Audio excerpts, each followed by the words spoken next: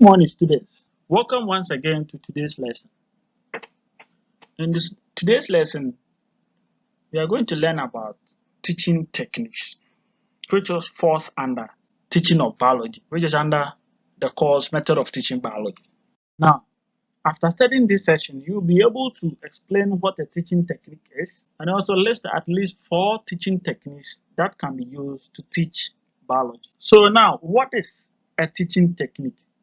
Now, before I go that, education in contemporary times revolves around encouraging students and then awakening their curiosity and desire to learn. So a number of techniques have emerged due to the changing trends in education. Yeah.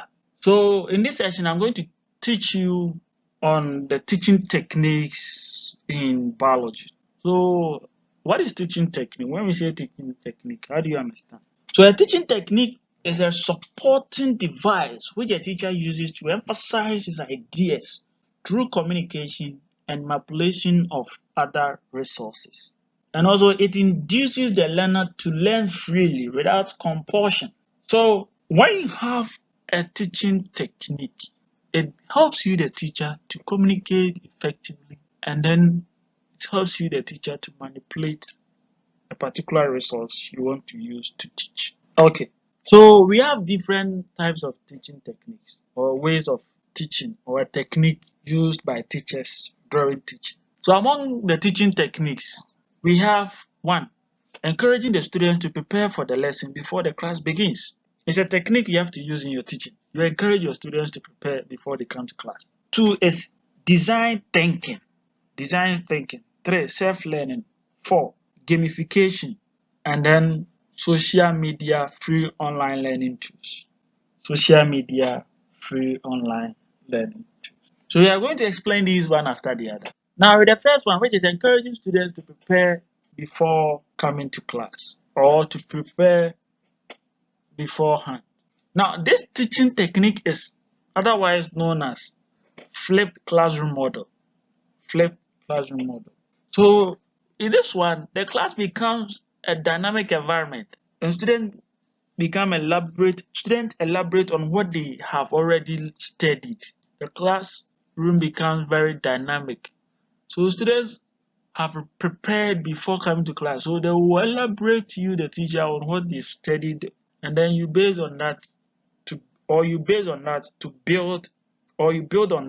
teach the lesson. So students prepare the topic at home.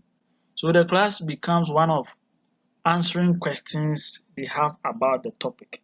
So when it happens like that, students get the understanding of the concept you are trying to teach.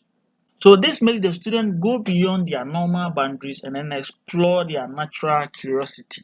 So all the time, I advise teachers that they should inform students the next topic to be taught so that they do advanced preparation before they come to class.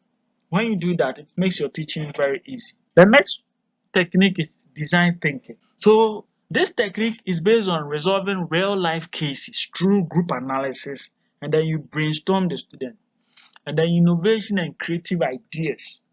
So this technique arouses the curiosity, analytical skills, and then creativity. So when you use this technique, it enables the student to think critically, analyze the situation on board, and then feed you, the teacher, with information that will serve as responses to the issue on board or solution to the issue on board. So there should be kind of a design thinking in your teaching. You brainstorm the student, you pose a question, they think critically about a question, they analyze the question, then they feed you, the teacher, with solutions or answers. This is also one way of teaching. That is one technique used in teaching.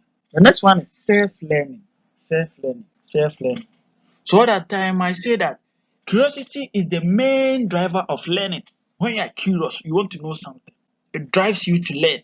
So it is not a good practice to force students to memorize large amount of text.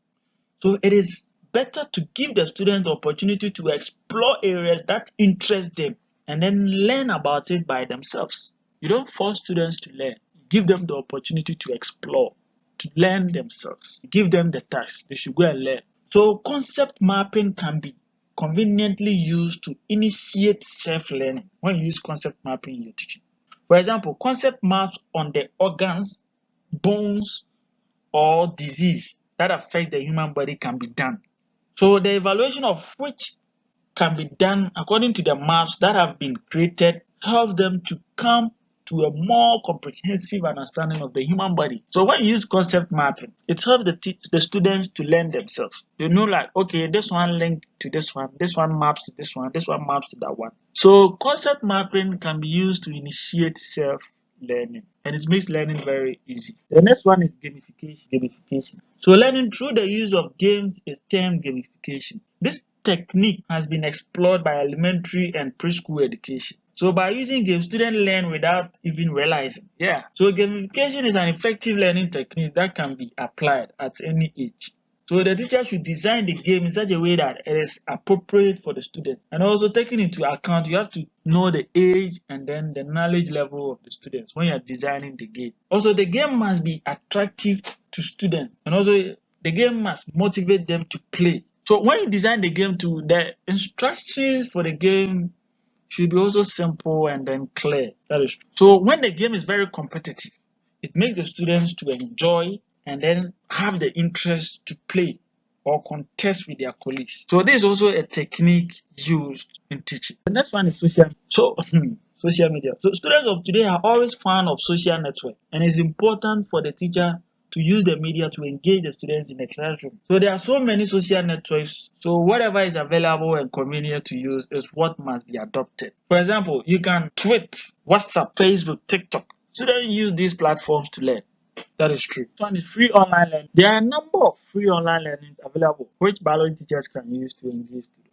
The teacher can create an interactive and a dynamic classroom environment using online quizzes to test the knowledge of students about some biological facts. So students can create a platform online and then share study resources, questions, information, and many other things. So students can learn using any free online learning tools. You can use the PhET simulation. PhET, when you go there, you get any device or any practical apparatus you want to use to conduct experiments. You can expose your students to PhET stimulations and then it will help them to learn. So the next one is before the teacher goes to the classroom, what must the teacher do? So the teacher must arm himself well before going to the classroom. So one, he has mastered the subject matter or topic. So what it means is that the teacher should read and run the topic from journals, books, magazines. So he has to prepare adequately before he goes to the classroom to teach or deliver. So that is just by the way. And also, if you the teacher, if you make simple mistake, simply acknowledge it. Sometimes you make mistake intentionally to see if students are with you in the classroom. Yes, sometimes you make mistakes intentionally. And also ensure that all instructional materials are made available. You have to ensure that all instructional materials are made available. You have your duster, you have your ruler, your marker, and all those things. And also you have to generally survey the whole class. And don't talk to one particular person or a section of the class. Don't do that. When you do that, the student might think that you care for some others more. You care for some people more than the others. So as a teacher, you don't pay attention to one particular section or one person in the classroom. Also, you have to motivate students by injecting humor and then cracking jokes. You have to motivate students by injecting humor or cracking jokes. But make sure that the jokes you crack should not be overdone. You crack jokes a little in order to not to make the class so boring. So you have to do that. So we've ended this session. You've learned a lot in this session. So in reviewing this session or in reviewing what you've learned, I ask you these questions. 1. What is a teaching technique? 2. List at least 4 teaching techniques that can be used to teach biology. 3. Explain how 4 named techniques can be used to teach biology. 4. Apart from preparing a lesson plan, describe 4 things that a biology teacher should do or think of doing before entering a class to teach. So please find solutions to this question. And I believe when you get solutions to these questions, I believe you have understood this session.